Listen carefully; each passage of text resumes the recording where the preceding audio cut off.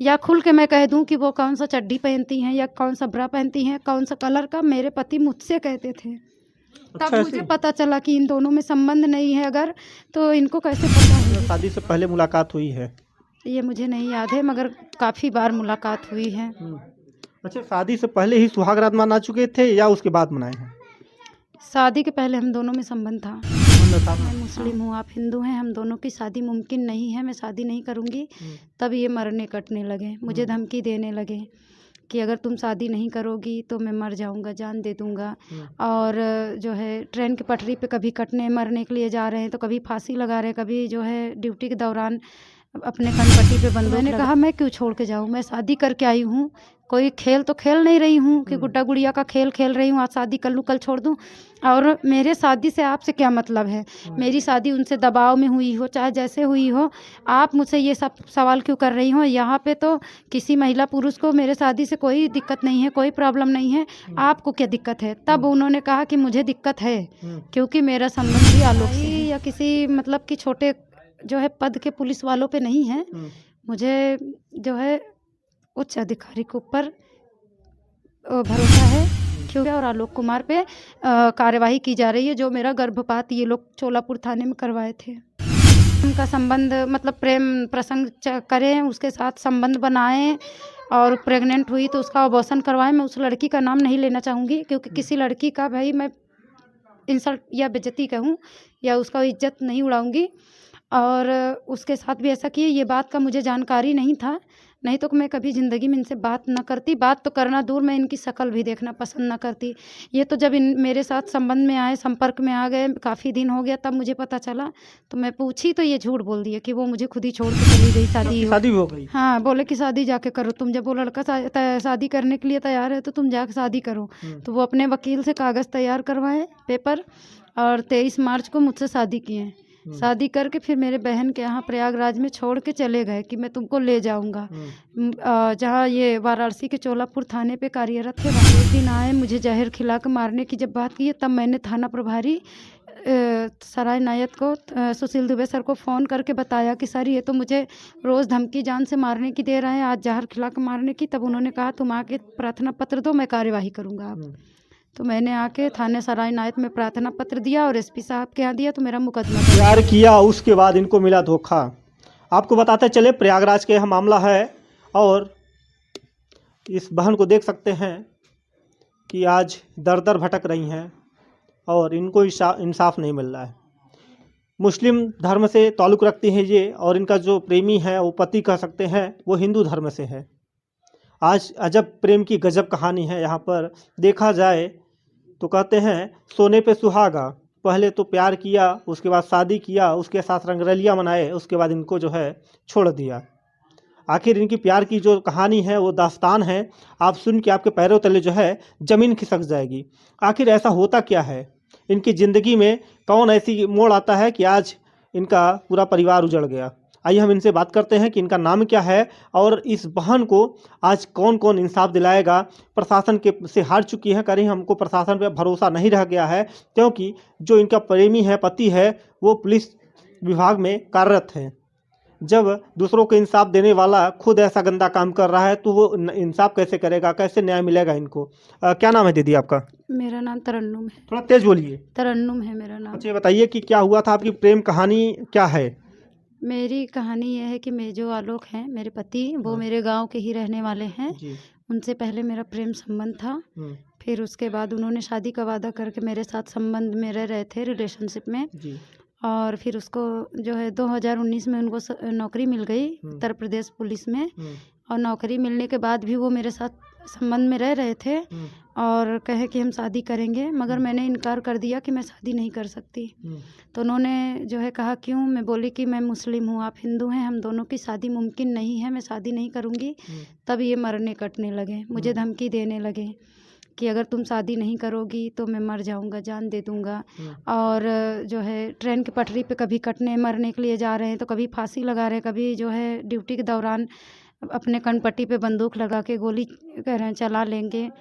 तो इनके बुआ का लड़का राजेश कुमार नाम है जिसका, दीपू कहते हैं, तो वो फ़ोन करके बोला कि तुम क्यों शादी के लिए इनकार कर रही हो? जब ये नौकरी पा गया है, अब तो शादी तुम करके अच्छे से रह सकती हो, तो अब क्यों मना कर रही हो? अगर ये अपने आप को कुछ कर लेता है तो मैं तुमको फंसा दूँगा। तो मैंने इस बात की सूचना जो है थाना सराय नायत में थाना प्रभारी सुशील दुबे सर को दिया और उन्होंने कहा प्रार्थना पत्र दो, कार्यवाही की जाएगी। तो मैंने 2022 की बात है ये, तो मैंने थाने पे जा कर के प्रार्थना पत्र दिया। तो इनके चाचा आनंद कुमार आए हैं कई लोगों को लेकर के वहाँ। तो थाना प्रभारी सर से बोले कि अभी कुछ कार्रवाई ना करिए, इन लोग जो है सर, हम अपने लड़के को समझा लेंगे, हम लोग को 2-3 महीने का टाइम दे दीजिए। तो उन्होंने दे दिया टाइम। फिर इनके चाचा आनंद कुमार द्वारा रोज़ मेरे घर आके लगातार मुझे धमकियां देने जाने लगा, जान से मारने की। तरह तरह के लोगों को मेरे मम्मी के घर पे लेके आने लगे। एक दिन आए, मुझे जहर खिला के मारने की जब बात की, तब मैंने थाना प्रभारी सराय नायत को सुशील दुबे सर को फ़ोन करके बताया कि सर ये तो मुझे रोज़ धमकी जान से मारने की दे रहे हैं, आज जहर खिला के मारने की। तब उन्होंने कहा तुम आके प्रार्थना पत्र दो, मैं कार्यवाही करूँगा अब। तो मैंने आके थाने सराय नायत में प्रार्थना पत्र दिया और एसपी साहब के यहाँ दिया। तो मेरा मुकदमा दर्ज हुआ, जो कि मेरे पास पेपर मौजूद है एफआईआर का। 14 मार्च 2022 को एफआईआर दर्ज हुआ मेरे पति आलोक कुमार और इनके चाचा आनंद कुमार के ऊपर, और इनके बुआ का लड़का जो कि मुझे मारने आया था लालेश कुमार, उसके ऊपर।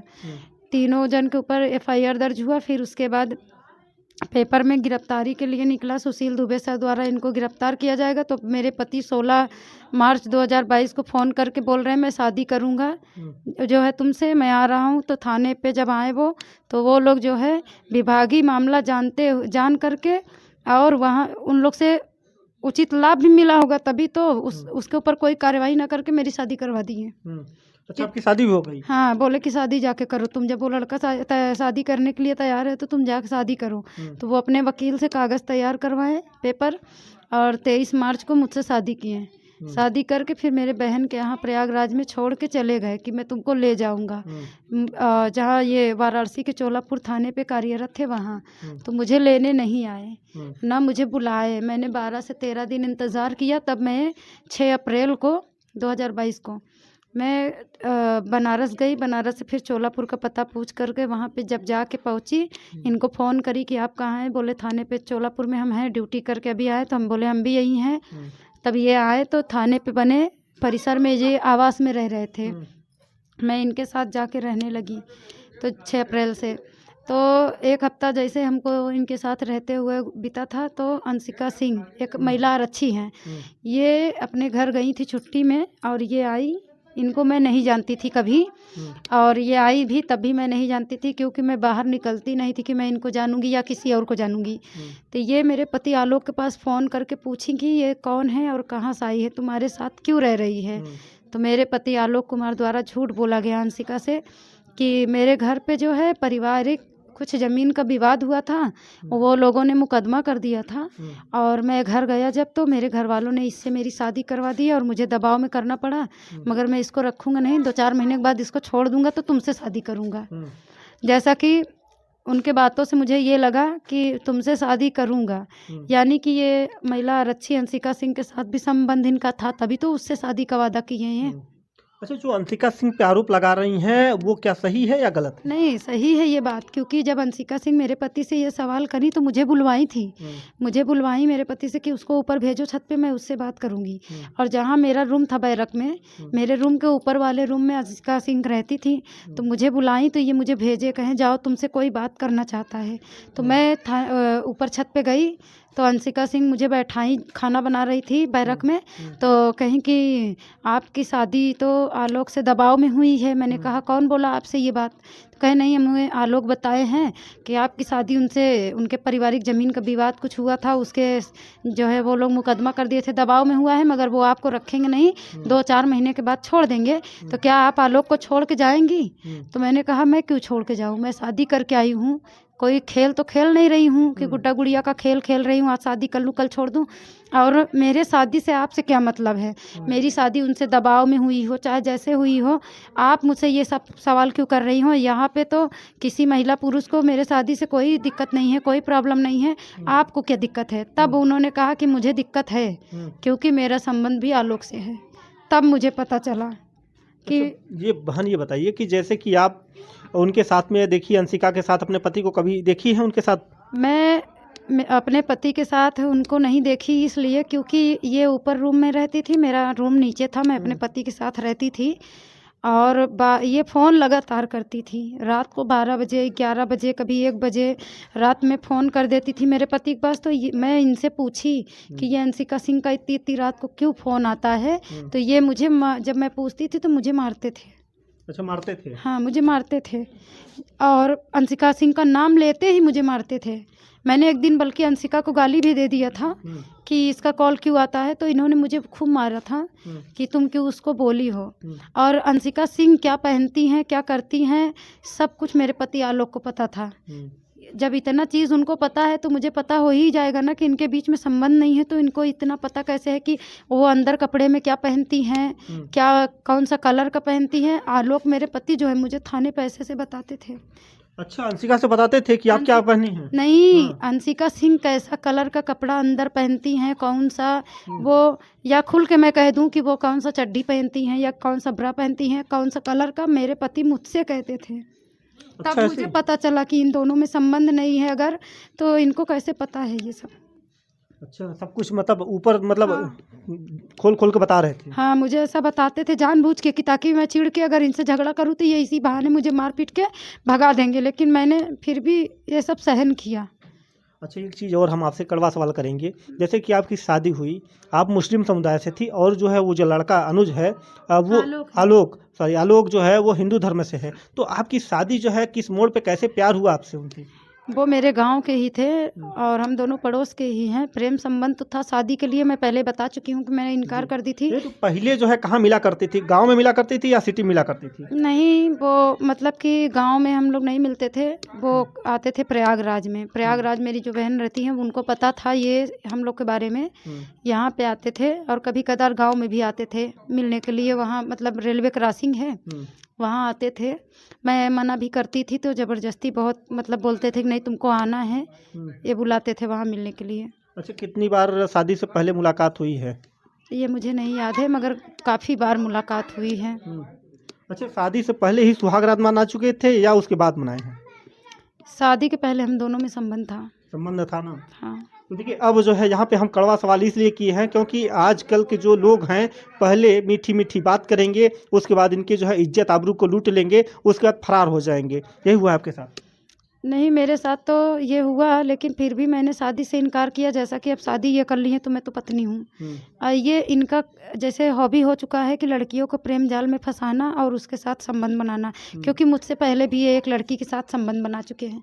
मुझसे पहले भी गांव में एक लड़की थी जिससे ये प्रेम का संबंध मतलब प्रेम प्रसंग करें, उसके साथ संबंध बनाएं और प्रेग्नेंट हुई तो उसका अबॉर्शन करवाएं। मैं उस लड़की का नाम नहीं लेना चाहूँगी क्योंकि किसी लड़की का भाई मैं इंसल्ट या बेइज्जती कहूँ या उसका इज्जत नहीं उड़ाऊंगी। और उसके साथ भी ऐसा किए, ये बात का मुझे जानकारी नहीं था, नहीं तो मैं कभी ज़िंदगी में इनसे बात ना करती। बात तो करना दूर, मैं इनकी शक्ल भी देखना पसंद ना करती। ये तो जब इन मेरे साथ संबंध में आए, संपर्क में आ गए, काफ़ी दिन हो गया तब मुझे पता चला। तो मैं पूछी तो ये झूठ बोल दिया कि वो मुझे खुद ही छोड़ के चली गई, शादी हो गई उसकी और जो है मुझसे दूर हो गई। जबकि उसके भी साथ इन्होंने ऐसा ही घटिया हरकत किया था। तो इनके चाचा द्वारा उसके भी लड़की के घर पे जाके धमकाया डराया गया था, जो उसके घर वाले डर के मारे उसकी शादी कर दी है। अच्छा, आलोक ने कितनी लड़कियों की ज़िंदगी खराब किया है? मुझसे पहले एक थी, दूसरी तो मैं हूँ और तीसरी अंशिका सिंह आ गई हैं। और इनके मोबाइल में जब मैं शादी करके गई तो एक सिपाही की और काफ़ी सारी 15-16 तस्वीरें हैं, हर एंगल में, हर पोज में, जो कि मेरे मोबाइल में मौजूद है। और मैं वो अगर मीडिया के सामने लाना भी चाहूँगी और नहीं भी, क्योंकि एक लड़की वो भी है, सिपाही थी वो, किसी थाने पे वो भी कार्यरत थी, उनके साथ भी इनका जो है बातचीत हुआ होगा, तभी तो इतनी पोज में फ़ोटो आई है किसी लड़की की। अच्छा, नहीं तो बिना मतलब खुले में है कि बंद है? नहीं, वो उनका जैसे वर्दी में है, सूट में है, फ्रॉक में है, कई सारी ड्रेसेस में है, लोअर टी शर्ट में है, हर एंगल की पोज में है इनके पास। और एक लड़की के साथ तो इन्होंने अपना फ़ोटो जोड़ा भी हुआ है, एक लड़की के साथ इनका फ़ोटो जोड़ा भी हुआ है वर्दी में। और वो भी सारी फ़ोटोज़ मैंने इनका निकाल लिया हुआ था इनके फ़ोन से जब इनके साथ मैं रह रही थी। और इस बात की जानकारी केवल अंशिका सिंह को मैंने दिया था कि मैं अपने पति के फ़ोन से ऐसा-ऐसा फ़ोटो इनके पास था, मैंने निकाला है। तो इन्होंने मेरे पति से ये सूचना दे दिया कि तुम सतर्क हो जाओ, अपना फ़ोन जो है बचा के रखो, पासवर्ड चेंज कर दो, उसको सब कुछ पता चल चुका है। देखिए, आज ये बहन आज तड़प-तड़प के रह जाती है और कहती है कि अब प्रशासन पे क्या भरोसा रह गया कि आपको न्याय मिलेगा? मुझे प्रशासन पे अब भी भरोसा है। मुझे सिपाही या किसी मतलब कि छोटे जो है पद के पुलिस वालों पे नहीं है। मुझे जो है उच्च अधिकारी के ऊपर भरोसा है, क्योंकि मैं जब भी अभी भी मतलब कि प्रयागराज में किसी भी उच्च अधिकारी के सामने पेश हुई हूँ, पहले जैसे कि मेरे साथ आलोक के द्वारा जो भी किया गया था, मेरा मुकदमा आदेश हुआ, दर्ज हुआ, कार्यवाही की जाती, लेकिन इन्होंने शादी कर लिया बचने के लिए। और अभी मैं गाजीपुर गई थी, वहाँ के कप्तान साहब इराज राजा सर हैं, उनके बारे में मैंने सुना हुआ था कि वो बहुत अच्छे हैं। और मैं गई तो उन्होंने मेरे दर्द को समझा, जाना, मेरे पति को बुला के उन्होंने डांटा भी, काफ़ी सारी बातें उनको कही। और फिर मुझसे पूछा कि मैं क्या चाहती हूँ, मैंने बताया कि मैं रहना चाहती हूँ। तो उन्होंने मीडिएशन के लिए यानी समझौते के लिए मेरा जो है महिला प्रकोष्ठ में प्रार्थना पत्र भेजा कि समझौता करके आपस में हम दोनों रहें। लेकिन इन्होंने जब नहीं रहा मेरे साथ, मैंने फिर जाकर उनको 28 अक्टूबर को जाके बताया जब, तो उन्होंने मेरा मुकदमा जो है दर्ज करने का आदेश किया है। और 4 नवंबर 2024 को मेरा महिला थाने में एफआईआर दर्ज भी हुआ है, लेकिन वहाँ से कार्यवाही नहीं की गई है। ना मेरा बयान लिया जा रहा है, न तो उन दो अंशिका सिंह पे और आलोक कुमार पे कार्यवाही की जा रही है, जो मेरा गर्भपात ये लोग चोलापुर थाने में करवाए थे। जी। देखिए, इनका गर्भपात भी करवाया गया है और अगले वीडियो में हम आपको दिखाएंगे कि इनके साथ क्या-क्या होने वाला है और आगे क्या कार्रवाई होगी।